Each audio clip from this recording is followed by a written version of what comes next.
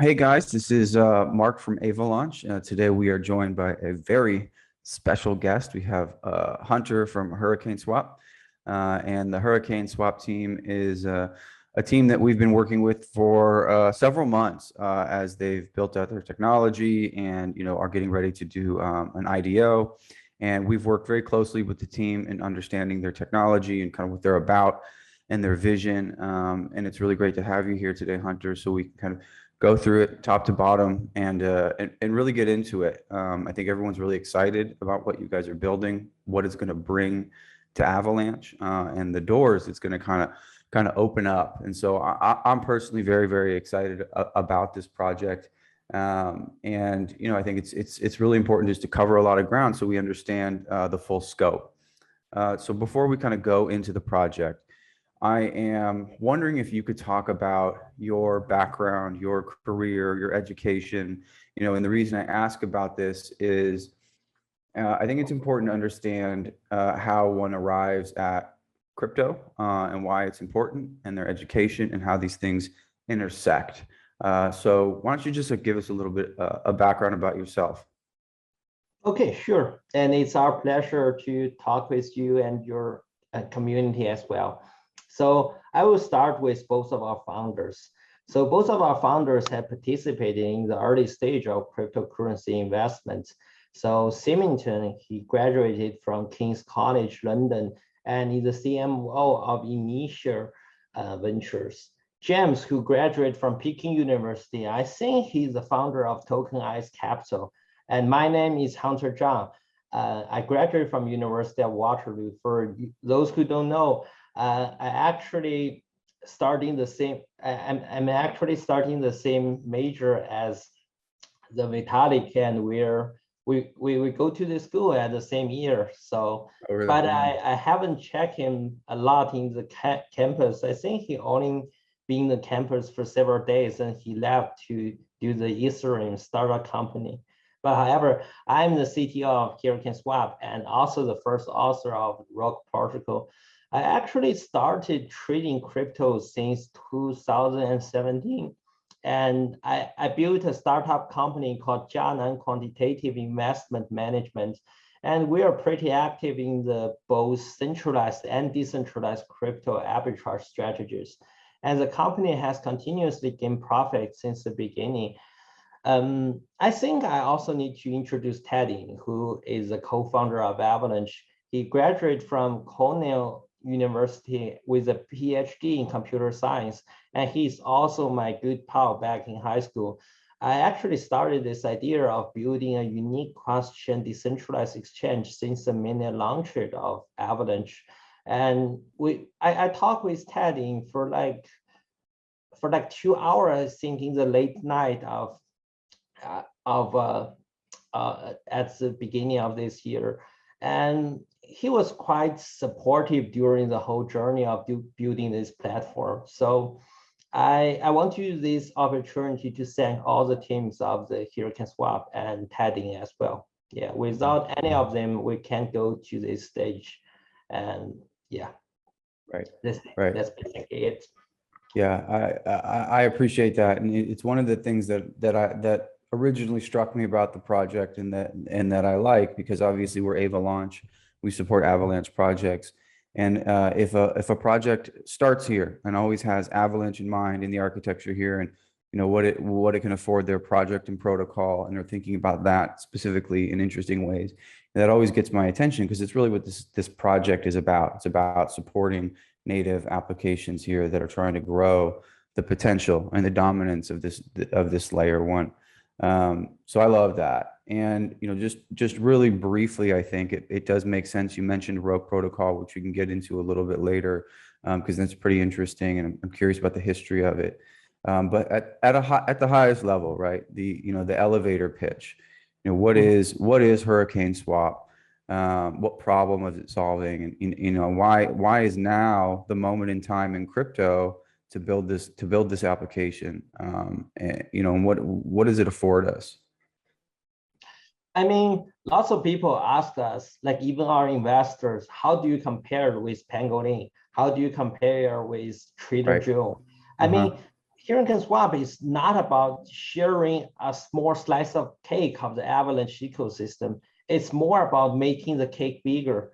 I mean, even with the Avalanche booming ecosystem right now, there are still limited choices compared to other famous chains, right? Such as Ethereum and BSC.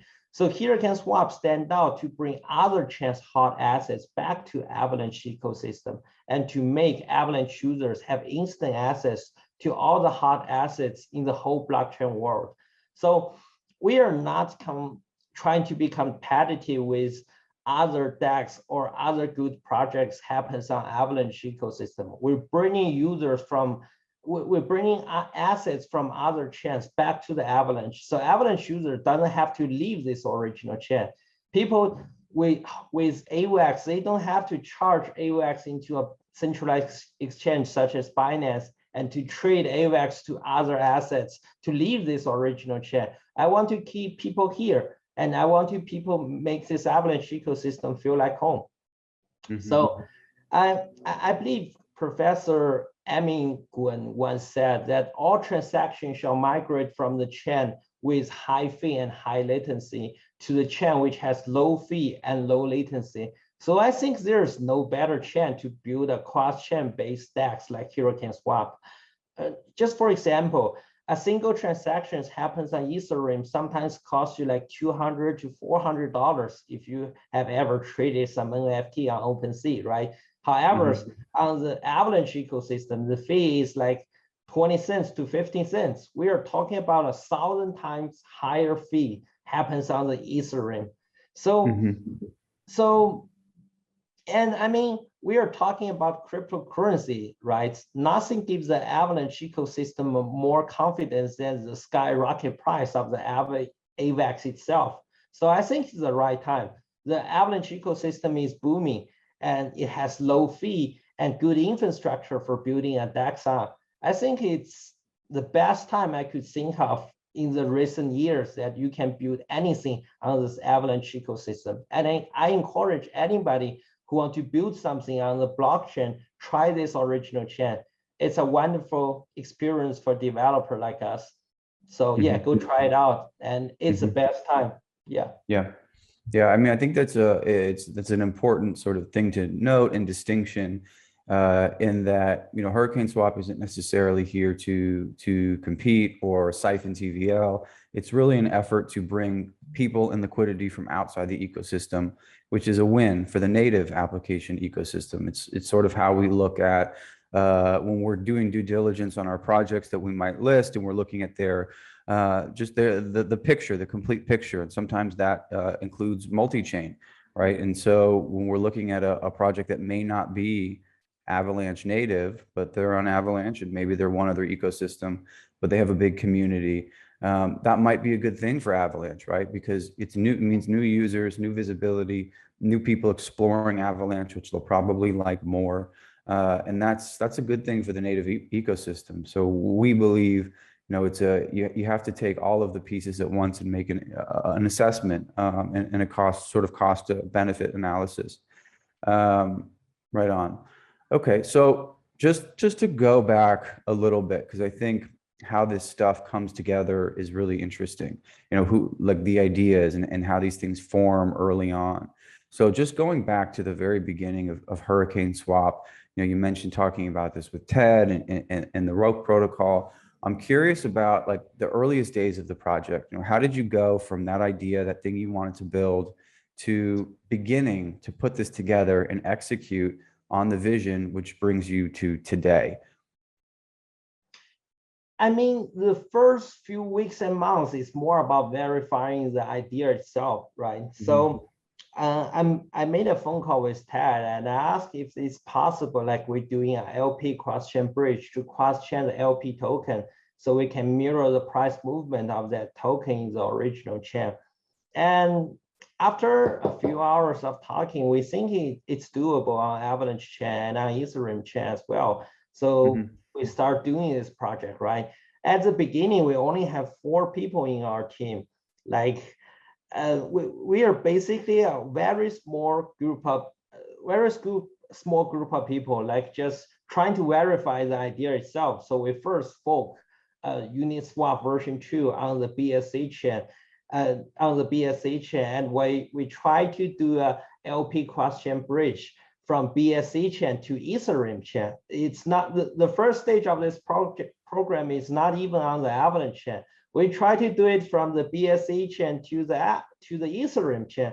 However, we find out if we do this LP cross-chain bridge from BSC chain to Ethereum chain, the transaction fee is so high. Like doing some swap is almost impossible on Ethereum chain if you have a limited amount of LP tokens on the BSC chain, right? So we think of, TED's Avalanche chain's mainnet is launched several months before, we might try it out, right? It's still EVM system, so it should be like 95% the same. So we try to migrate from the Ethereum chain to Avalanche chain, and everything works great. So that's how we started. And Ted actually asked a few friends from Avalanche ecosystem, the two engineers who originally helped build the Pangolin exchange and help us a lot of deploying those contracts on the Avalanche chain. And after that, we kind of take off of ourselves. So we hire lots of people. We get a lots of intentions from the VCs, and we started from there. We started from there. Yeah. Okay. Cool. I actually didn't know that, and it's a little bit of interesting history and trivia about the project, the original sort of deployment on BSC. And so you had the core four, you had TED. Now you're looking at, okay, we're gonna build this. We're gonna be a crypto project. We need resources. We need team.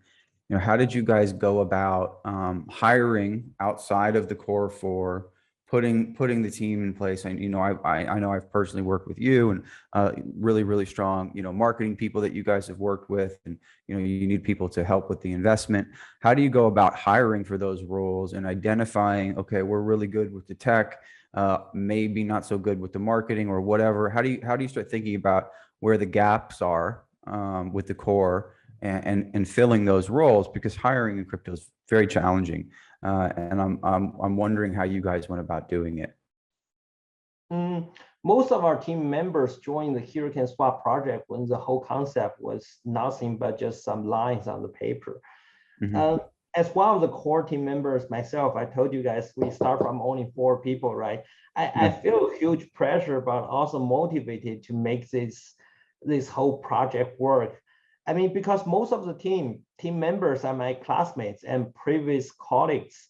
So, and they choose to leave their current work and join HurricaneSwap team to help us make this idea come true, right? You need to be responsible. You need to be responsible, and you have to make this project work to make those people who believe in us, not only the investors, not only the customers, but also our team members. They sacrifice a lot to join this project. So it's my responsibility as well to make this whole project work. And I can tell you a fun fact, like one of our core developer, whose nickname is Box, he joined us when we faced lots of bugs in our original LP cross-chain bridge and could barely make this function usable. He magically fixed almost half our contract bugs in one single afternoon, and we think it should take him at least a week. And when I tried to call him to find out who this hero was, he told me he was in the middle of a work meeting, so he could not pick up the phone, right? Can you imagine the guy who single-handedly saved our LP cross-chain bridge function was a normal guy who is doing a part-time job and has to be careful not to be caught by his own boss when he was doing his own full-time job, right? I mean, blockchain is really a magical land where a miracle happens. But we finally persuade him to join us with a full-time contract. But he was just a normal guy who sitting in a regular office and doing this part-time job. I can't imagine, but it happens. Yeah. really Yeah. fun team to work with. Yeah, I mean, that's why I asked, because, you know, I've worked in crypto for a long time. I've worked in teams, helped put teams together, and it always feels like, one, a process, right? But two, and more importantly, like almost like the stars aligning, right? Like you just sort of look up one day and you're like, oh, it came together, and I don't know exactly how it happened, but here we are, and we have the right people, and so it's just like there's always a story there. And that's partially the reason why I ask. I love that stuff. And so Box works with you currently, right? Yes, full time. Yeah. Yeah. Yeah.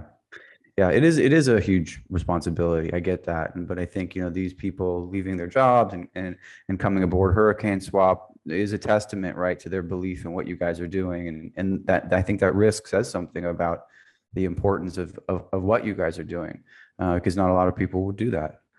And so the Avalanche Foundation, Ted, you know, was kind of early. There was early involvement from these people and organizations. And what's like sort of the current relationship you guys have with the Avalanche Foundation or Ava Labs, or you know, what does that look like? Because I think that support can be useful, especially for a project that's this technical, to make sure that you guys have what you need to continue to build and debug and innovate. What does that relationship look like today? I mean, first of all, Ted, who is my high school classmate, right? He helped us a lot during the early stage development of HurricaneSwap.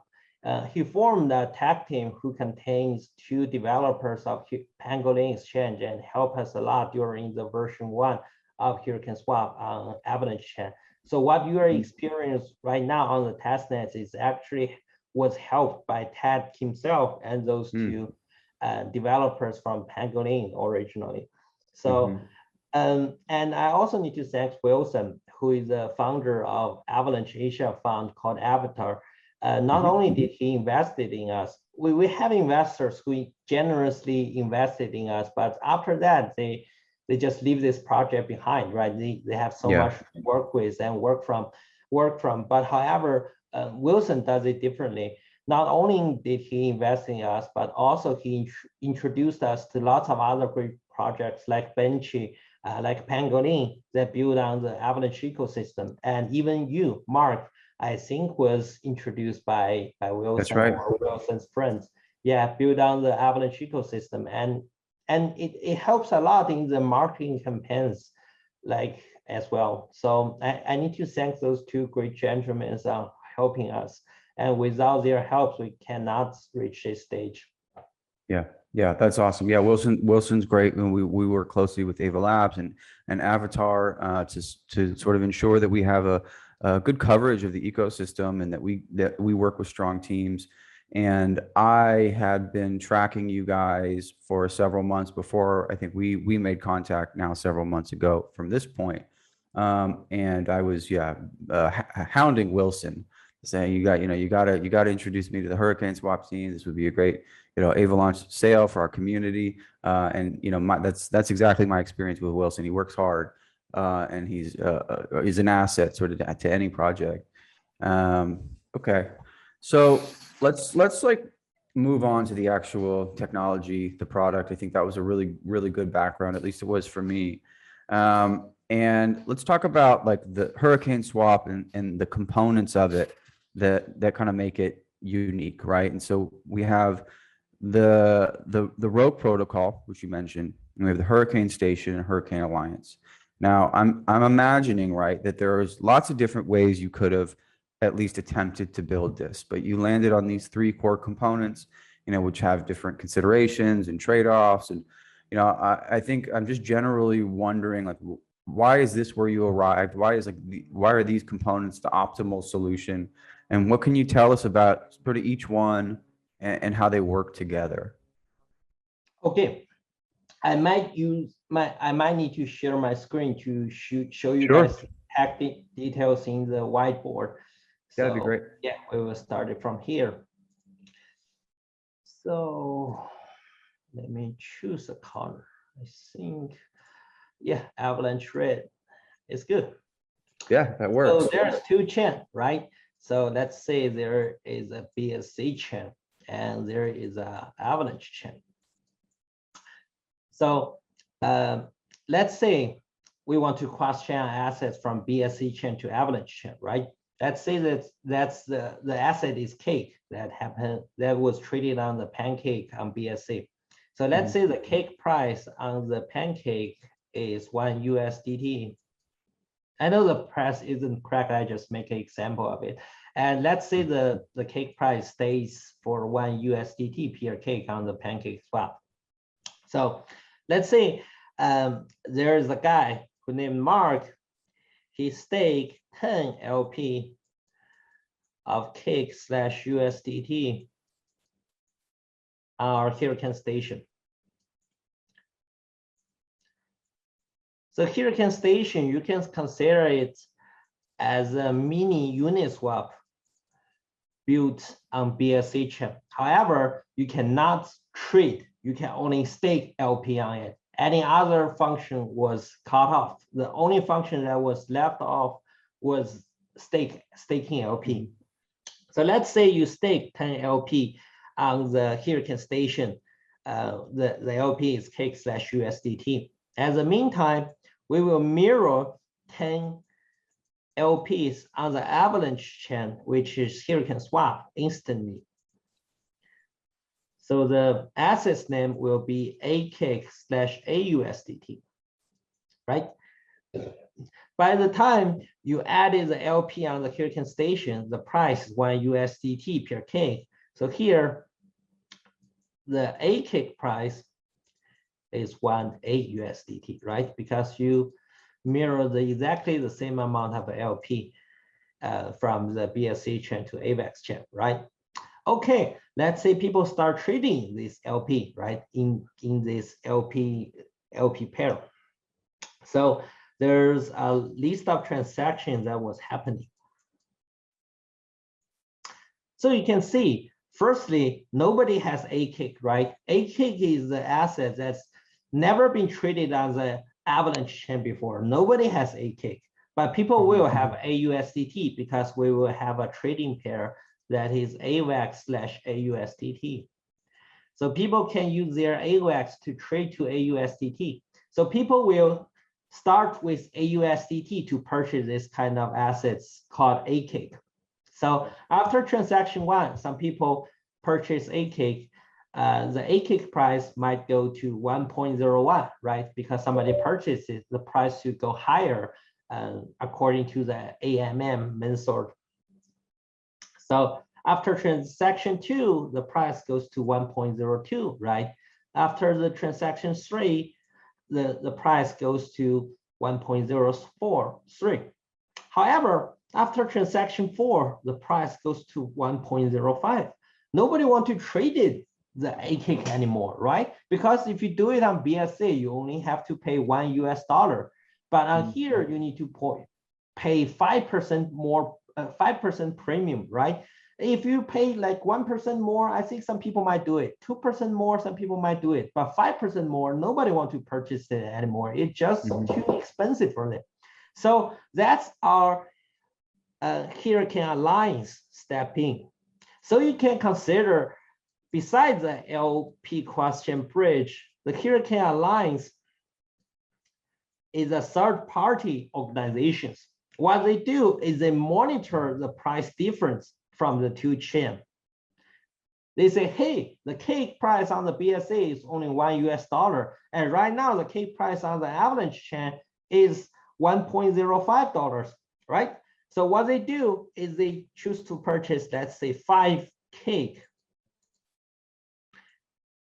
from the BSA chain. And they use a built-in single token question bridge to have 5 acake minted on the AVAX chain, Avalanche chain. And this bridge was only allowed to be used by the verification node. So if you are a normal user, you cannot use this single token question bridge. So they question 5 cake from BSA chain to Avalanche chain, and they have 5 acake, right? They sell those 5 acake into those 10 LPs, and we call that transaction 5. After transaction 5, the price go back to 1.00, right? And you can see this whole process contains profits. If we purchase 5 cake with $5 and we sell 5 cake at the average price, let's say 1.03 or something, right? There is a profit, and the profits goes to where Hurricane Alliance nodes profit pockets. So in the future, if you become one of the nodes, you don't have to pledge an incredible amount of HCT to become one of them. You can just pledge like 100 HCT to become a portion of that node. And every node will have some profits from those arbitrage process. And you can get a share of that profits if you pledge your HCT to become one of the nodes, or at least one portion of the node.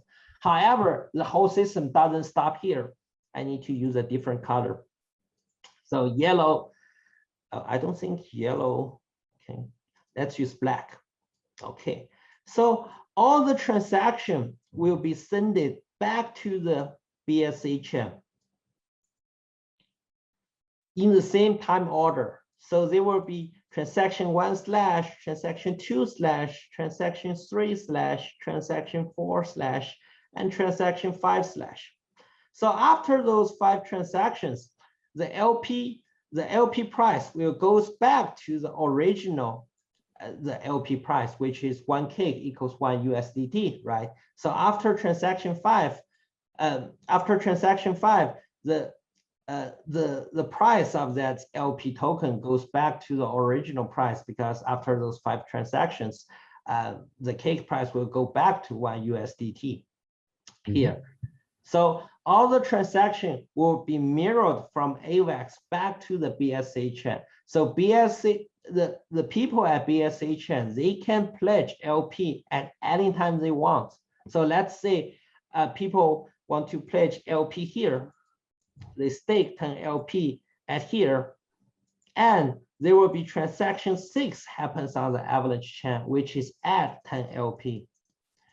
And these transaction 6 will be sent back to the BSC chain, and those 10 LP will be taken from the users. The 10 LP will be staked into the Hurricane Station at transaction 6. And that's how the whole process works.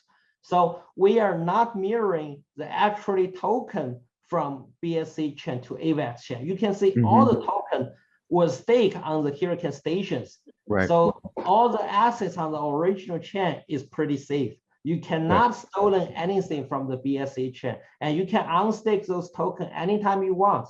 And you can get an LP token. You can get an LP token from every asset you stake on here. And all the transaction happens on AVAX chain.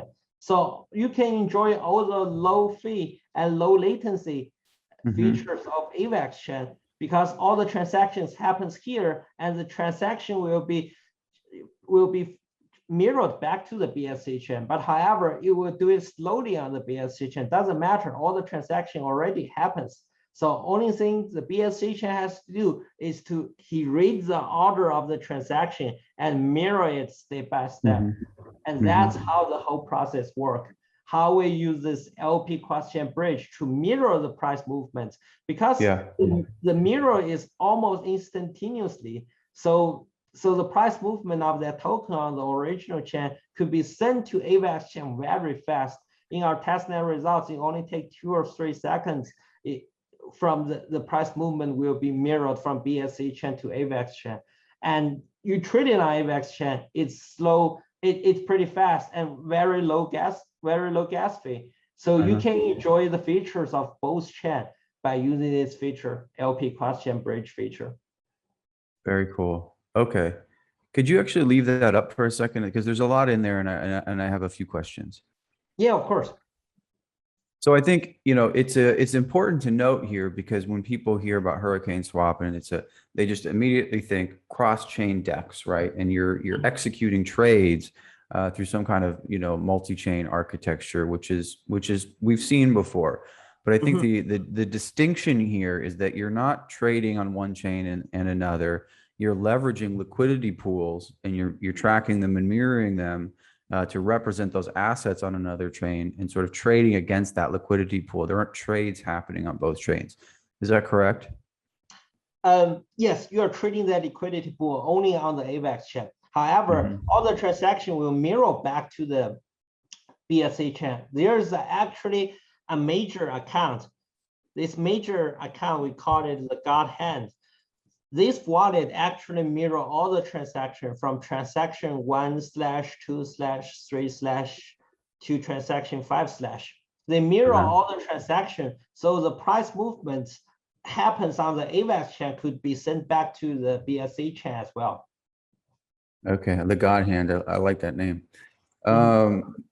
So with the Hurricane Station and the Alliance node, so the Hurricane Station, like, how would you characterize that?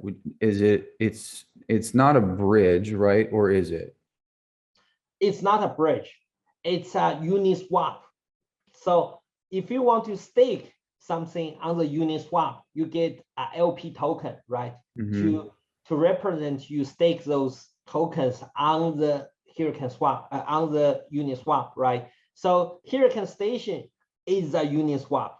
So all the functions was exactly the same as Uniswap. Besides, we cut all the trading functions. We only left with staking functions. So Hurricane Station, you can consider it as a mini version of Uniswap, but you can only stake and unstake LP token.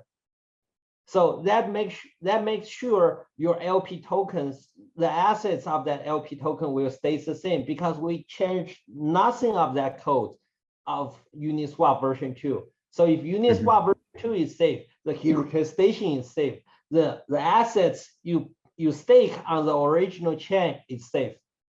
Okay. And so how are you guys making sure that the representations of the LP tokens on Avalanche versus BSC are accurate, secure, sort of, free from malicious activity? What's the process of making sure these representations are secure and accurate? Yes, on each contract, let's say this is a contract, right? We have a series of code, right? On the first few lines of that contract, we have a main sort called POR.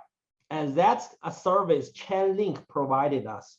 So what they do is once we mint anything on the Avalanche chain, it will check if the ratio of the staked asset is 1-to-1 ratio.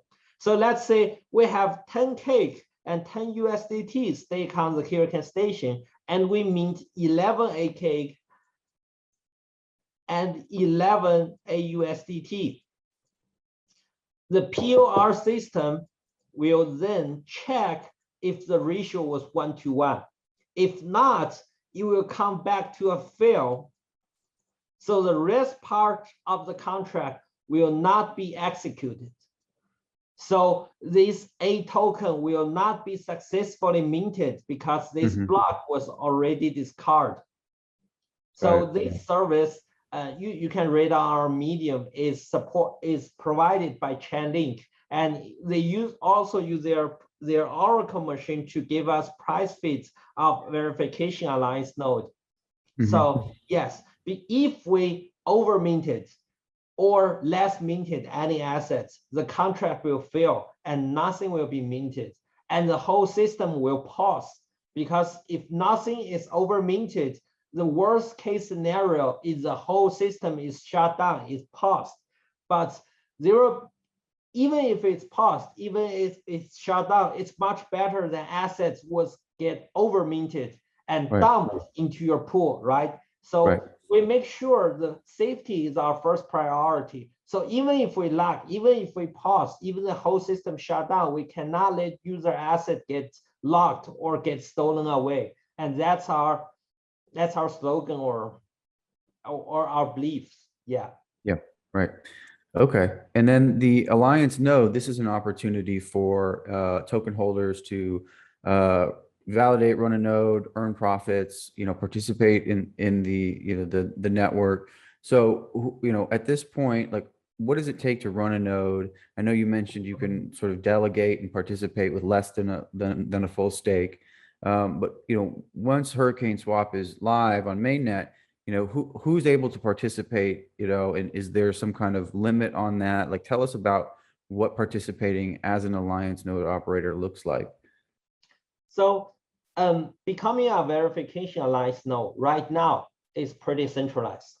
Yep. You have to get invited by us, and we only invited the huge name of the industry. There's only 2 nodes already confirmed that we can confirm will become one of the Alliance nodes. The first one is Chainlink Official, and the second one is the Avalanche Official. These are 2 nodes that we could believe and we could have trust on. However, in the first few months, before the DAO feature comes alive, I think it will still be very centralized.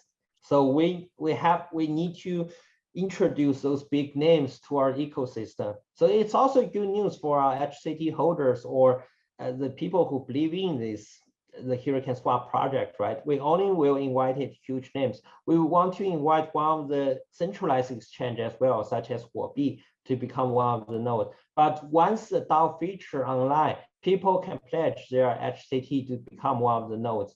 And you can pledge a small amount of the share. I mean, you can compare with how much Huobi has purchased, right? You cannot compare with how much Chainlink has purchased. They are huge names with an incredible amount of fund. But however, we make everybody who participate in this ecosystem could have more portion of that arbitrage profit shares.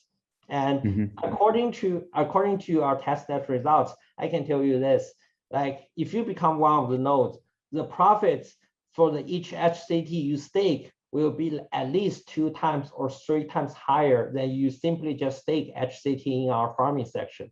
So it will be an interesting functions for. I think nobody has done this before, right? Using arbitrage to gain profits and sharing to the nodes for the cross-chain bridge. I mean, somebody might do something similar, but I think this function is totally unique. I think people will be interested in become HCT holders and to pledge to one of the nodes.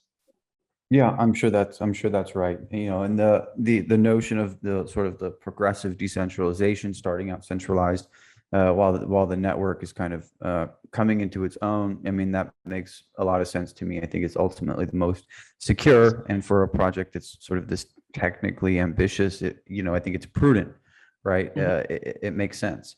Okay, very, very, very cool. And so we've talked about that distinction of LP provision versus a cross-chain DEX, and this is all this has been live on your guys' testnet for a while now. I mean, we've participated, we've promoted it, and I'm just really curious, like, with that testnet, what have you guys learned? Like, how has that testnet being deployed strengthened the project? Did you run into any issues? Did you find anything that surprised you?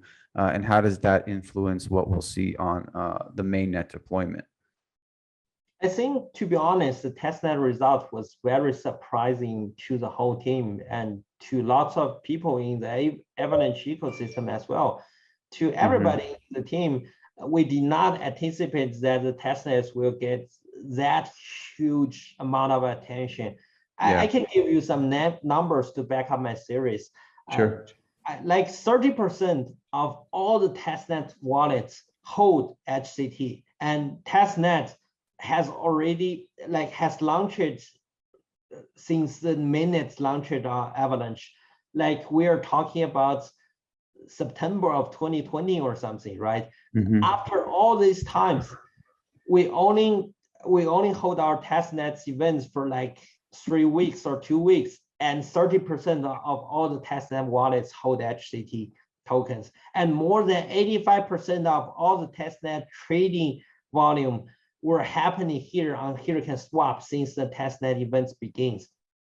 So even the testnet's AVAX has an OTC price that never happens before. I can guarantee you that the testnet AVAX has an OTC price because people, the link you use to get free AVAX, free testnet AVAX was jammed because too many people apply for it, right? So the people want to participate in our testnet events. They even purchase a testnet AVAX from some OTC dealers. So I think that's never happens on the AVAX testnets before. I don't think so. Yeah, can you imagine a fake AVAX has an OTC price? So yeah, it's just unbelievable.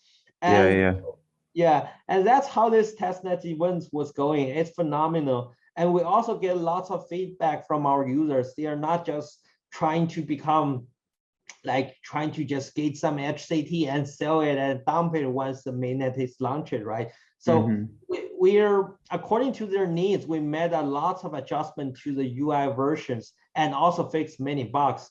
Until now, we have, even till this day, this very night, we still receive more than 500 email feedbacks from our testnet users on a daily basis.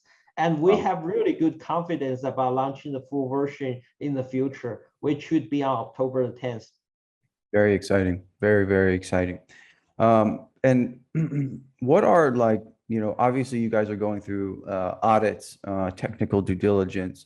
You know, the security of this stuff is and will always be for a long time like a hot topic because of, you know, really high profile hacks, and this stuff's just generally hard to get right. You know, at this stage in the game. So what are you guys doing? You know, who are your audit partners? What are you guys doing to make sure that this mainnet deployment is successful and there are no security issues outside of the testnet environment, which is obviously important, but people like to hear, I think, about what you guys are doing to really ensure that this goes well. Yes. This is our main focus right now. I mean, we are audited by PackShield, who is also the company who audit Avalanche itself. So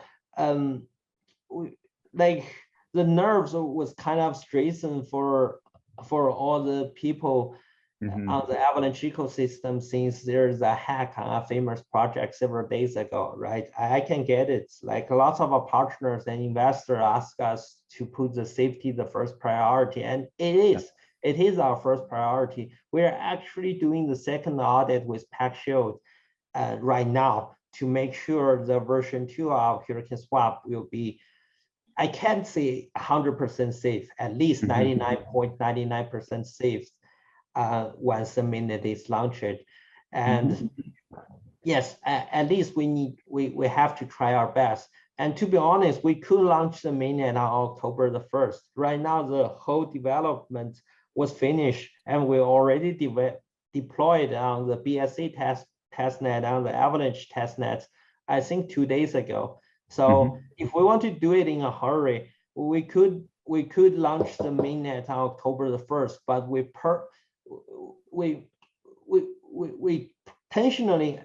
intentionally posted to October the 10th just to make sure the second audit report was live, and we want to use that 10 extra day to stress test our whole system to make sure everything is good. So I mean, we don't want to be that kind of project that try our best to hurry it up and go online and just dump our coins and go to another decentralized exchange and blah blah blah. It's just not our way of doing stuff.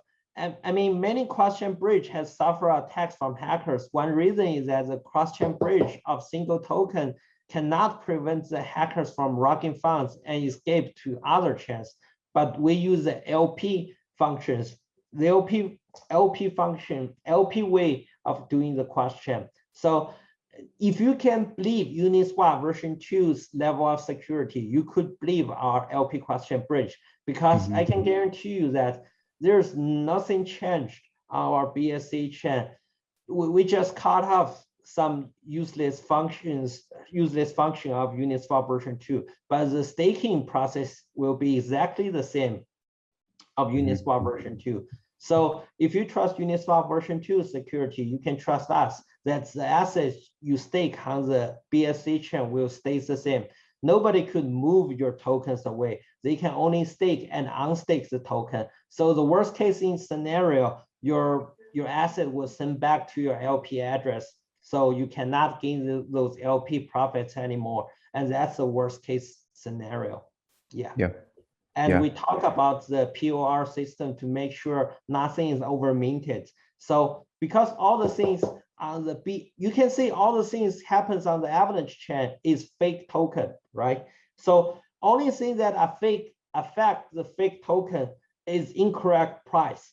Because the token is fake, right? We actually mirror them just from the BSC chain. But if the price is not correct, there will be a problem for the whole system. We use the POR system to make sure nothing is over minted. So if nothing is over minted, the price will stay correct on the target chain. So we use those two methods to make sure the price will be correct on the Avalanche chain and your assets will be safe on the BSC chain. And I think if we make those two parts completely safe, there's nothing more we should worry about. And that's what we are trying to do. Yeah. Yeah. It makes sense. And, like I've said a few times now, we've been working together for months now. And, I've always, I can always appreciate when teams are willing to take the time to get it right, to go slow, to be careful. I think the worst thing in the world is, this rush to get things out to market because the market conditions are good or whatever, kind of at all costs, and our teams we talk every day. And we've done this for months and months and months now. And so from my perspective, from Avalaunch's standpoint, these are the kind of things that as a very baseline, we look for a willingness to kind of communicate about development, be in touch, be slow, thoughtful about these very, very challenging problems. And so we've always gotten that from you guys. And it's one of the reasons we have so much confidence in what you guys are doing amongst sort of many other things. And I know the community will certainly appreciate that approach too. So talking about just the token itself, the HCT token, we've talked a little bit about the alliance, but what is the utility of the HCT token? Sort of why would someone want to hold it? How does it benefit the protocol and the users? So there are three ways I can tell you right now. In the future, there will be more function added to the HCT tokens in the future. But firstly, is that some portion of the transaction fee will be used to purchase AVAX to airdrop to the HCT holders and HCT pool liquidity providers as well. Secondly, if you pledge some HCT, you could become a verification node of Hurricane Alliance in the future. Not for now. I have to be clear, not for now, but in the future. Even if you only pledge a small amount, you can still get a small share of their verification node's profits. Lastly, in the future, we will add DAO features to the HCT as well. So user could choose which original chain they want us to cross-chain to the Avalanche chain and what assets we should bring from that chain as well. So right now, it's more a centralized decision, like we choose BSC chain because it's core team's decision. But in the future, you can decide next chain will be Ethereum, the next chain will be OK chain, and the next chain will be Solana chain. And we want to bring SRM from the Solana chain to the HurricaneSwap. You're the boss. You said so. We will do it. And that's how the HCT will benefit our users in the future. Yeah. Okay, got it. So when we do see some governance come into play, it will be the type of thing where users can have their say in what assets, what ecosystem, what chains, some of the technology decisions that the project chooses to prioritize. Yes, sure. Got it. Okay. All right. And the project is on a technical level complex, and I think with DeFi, it can be overwhelming even to experienced users. And so a user doesn't necessarily have to understand how everything works underneath the surface. And a lot of times people just don't bother, and that's okay. But at a user experience level, right? This stuff needs to be very clear. It needs to be easy to use. You don't want to have this great architecture with these low fees and no one knows how to use it or it isn't very intuitive, right? And so I'm wondering, we've talked a lot about the technical side of the project. What are you guys doing on the forward-facing usability side to make sure that this is, a great, easy to use, seamless experience for a user? So this problem comes from two parts. The first part is developing and the UI design. So we will make sure for experienced users who have used Sushi, who has used Pangolin, who has used Trader Joe, you have no problems just using all of our features. We are talking about verification alliance node. We are talking about LP question bridge. We are talking about farming.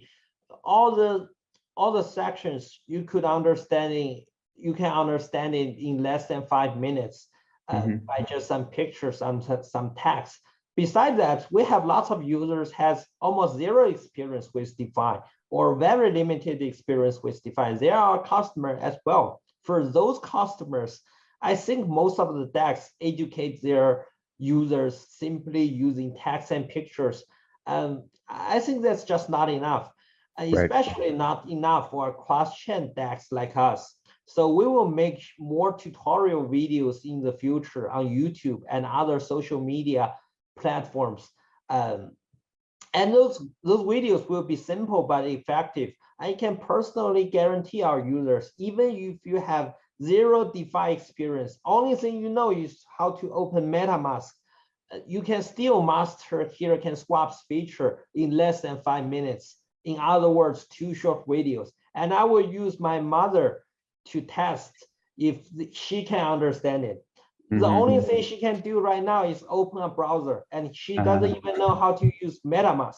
If she cannot understand the whole feature in 5 minutes, that's a fail for our team. And I will make sure my mom will understand it, and I will make sure everybody who know how to open MetaMask could use it. That's my personal guarantee. I like it. And how old is mom? Around 55. Okay, yeah, that's going to be good. All right. Okay, that's that's good to hear.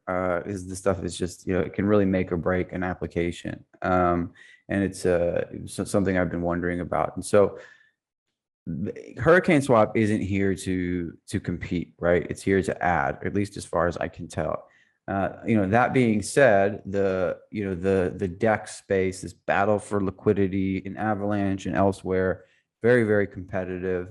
These protocols like live and die by their liquidity, TVL, that kind of stuff. What are you guys doing to just achieve visibility in crypto, users, liquidity?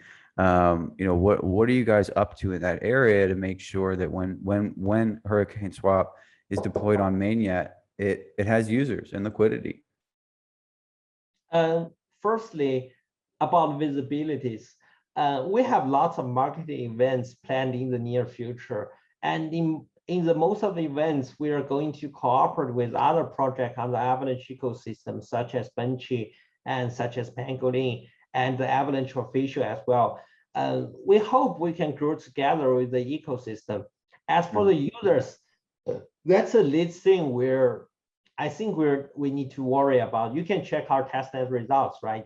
30% of the address actually holds HCT, and 85% of the transaction volumes happens on HurricaneSwap. I mean, we are bringing the assets to Avalanche that nobody has ever traded before, like Cake. Can you trade Cake on the Avalanche right now? No, right? Like Abaca. Can you trade Abaca on the Avalanche here? No, but they're good projects. The only thing we have to worry about is how we handle such volume and when the mainnet is launched. As for the liquidity, we already contact some big names in the industry to provide a sizable amount of liquidity when the mainnet is launched. So it will be a smooth start. Everybody could start trading a Cake and a Abaca once the mainnet is launched. I can guarantee you that. And in the future, I think when people notice that, because we are bringing something that nobody has traded on the Avalanche before, right? a single unit of LP could give you more profits, much more profit than you simply stake cake on the pancake swap. So I think in the future, the profits will speak for itself, right? If you only give them like 100 APR or APY, people won't come to this project because why bother? I would just stay on the pancake, right? To keep my assets safe and earn that already good profits. But if the APR you're bringing is 10 times or 20 times larger than what you simply stake on the pancake swap, people will go here. So yes, I think the profits speak for itself. Right. That makes sense. Okay. So you've talked about Chainlink, you've talked about Banky, you've talked about Ava Labs, Huobi, you have a lot of strong centralized exchange backing. Avalaunch has invested, and lots of other good players. Are there any other, business development partnerships, just particularly as they relate to the technology that we can expect from you guys? Like, are you guys always looking sort of how to connect the pieces across the ecosystem with other projects? What are you guys doing there? We actually, besides all the names you have mentioned before, because we already collaborate with them and have lots of plans for the future. One thing I want to add is we are collaborating with a very interesting partner. So you can actually use your credit card to purchase AVAX on HurricaneSwap in the future. Yeah. Okay. We'll provide an OTC main sort for people who are interested in the AVAX ecosystem. And the transaction fee was very reasonable compared to other decentralized exchange OTC platform. I mean, it would be much easier for the people who can just purchase AVAX on the HurricaneSwap. Instead, they have to use their fiat to purchase on the Binance and charge for the exchange, right? Right. And probably, if everything goes smoothly, this function will be added to HurricaneSwap at the end of October. And after we try it out, it's a really cool features. Yes, besides all the collaborations we have talked before, this is an interesting one. I think nobody knows before. Yeah. Yeah, certainly. Well, you heard it here first, people. An Avalaunch exclusive. All right, so we're heading into the IDO tour here. You're doing a sale with us and some other key platforms in the industry. That our IDO is the last one. It concludes on the 4th. Well, it starts on the 4th and concludes later on the 4th. What after the IDO, what can we expect in terms of deployment, mainnet deployment? Everyone's going to be, when can we use the platform? When can we interact with the application? And so what can we expect in terms of mainnet deployment? Will it be incremental? Is it going to be sort of everything we talked about here today all at once? What does that look like? According to our plans, the mainnets of HurricaneSwap should be launched on October the 10th. But as I mentioned before, I need to emphasize that safety is still and always be our first priority. So if we think the security of HurricaneSwap is not ready for launch, we might postpone the mainnet launch date for a little while. But I think it's safe to say I'm 99% sure the mainnet will launch before the end of October. And like 80 to 70% sure it will be launched on October the 10th. And on HurricaneSwap version 2, which is the mainnet version, you can see all the features we talk about today, like LP question bridge, like Hurricane Alliance. But the DAO feature might wait a little while. It should be launched by the end of this year, which is 3 months later. Okay. That makes sense. That wouldn't, upset me personally at all. It's so important not to rush this stuff and do it right and keep it secure. And if you guys said, hey, we're going to wait till the end of October or November because we need to, I would say, great. Sounds good to me. So right now in its current form, we have the cross-chain liquidity index, but I know that HurricaneSwap, at least at some point in the future, is looking at more types of DeFi features and tools, like a one-stop shop for DeFi. And so what I mean by that is, vaults, like urn-like vaults and lendings, assets, just a real suite of tools that people have come to expect in DeFi. Now, I know this stuff isn't planned necessarily for any time soon, but what does that look like on the roadmap? And will users be able to take those A assets, those representative assets, and do things like yield farm with them or lend against them on Avalanche at some point in the future? I mean, all those features you talk about are long-term plans. Like in terms of long-term, I think they should be planned after the DAO feature is live.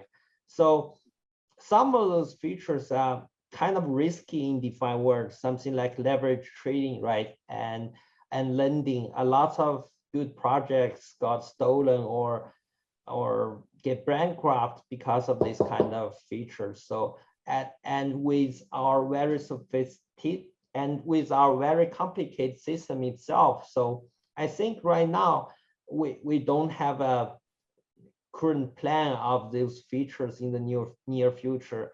But all those features you talk about in this question shall happen in the early 2020, and we will give you a more clear roadmap by then.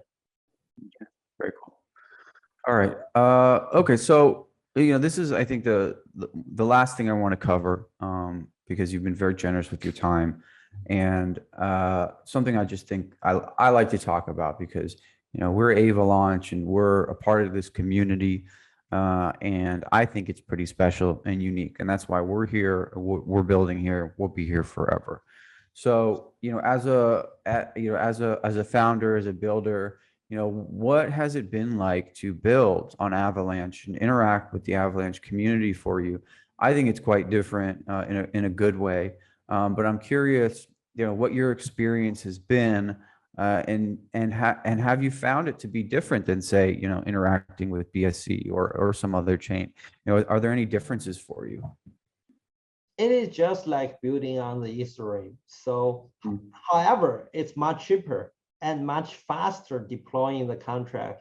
I think the total cost for deploying the whole program on the Avalanche, the HurricaneSwap project, is only cost several $1,000s.